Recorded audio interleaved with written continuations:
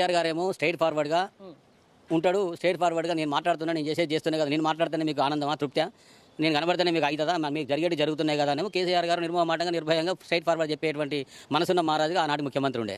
ఇప్పటి ముఖ్యమంత్రి లౌక్యం ఎక్కువ, అబద్ధాలు ఎక్కువ, మోసగారితనం ఎక్కువ. 2 సార్లు మీటింగ్ పెట్టి సంఘాలతో అందరితో మీటింగ్ పెట్టిండు. మా వాళ్ళందరూ కూడా పోయి పొలం పోయిన అందరు పోయి కూర్చున్నారు, బ్రహ్మాండమైన ఉపన్యాసం చేసిండు.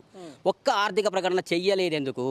5 DL ఇలా పెండింగ్ ఉన్నాయి. 18.7% DL రావాలి అంటే ఒక్కొక్క టీచర్కు ఉద్యోగికి 15 నుంచి 20 వేల రూపాయల నష్టం జరుగుతూ ఉంది.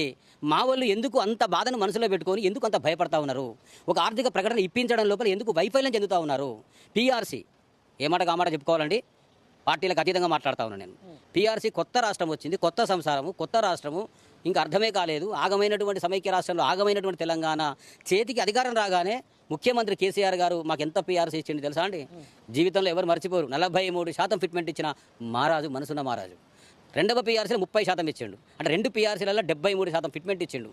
ఇప్పుడు మీరు ఎన్నికలకు ముందు కేసీఆర్ గారు 5% IR డిక్లేర్ చేసిపోయిండు. నేను వచ్చిన తర్వాత మళ్ళీ పవర్లోకి వస్తే కడుపు నిండా PRC ఇస్తా, నన్ను నమ్మండి అని పోయిండు. మార్పు మార్పు మార్పు అని ఈ మార్పుకు మేము పరిగెత్తితే ఆ 5% ఆన్నే ఉన్నది. 5 DL అటకెక్కినాయి, 6 గ్యారెంటీలు అడ్రస్లే కూడా పోయినాయి. ఇవాళ ఏంది అని అంటే మాలాంటి వాళ్ళకు ఫోన్ చేస్తూ ఉన్నారు, బాధపడతా ఉన్నారు. ఏందన్నా ఈ ప్రభుత్వము 5% IR గానే ఉన్నది, 5 గొంతు చచ్చిపోయి వాయిస్ చచ్చిపోయి ఉపాధ్యాయ ఉద్యోగ సంఘాల నాయకులు ఎవరు మాట్లాడే ధైర్యం ఎందుకు చేయడం లేదన్నా?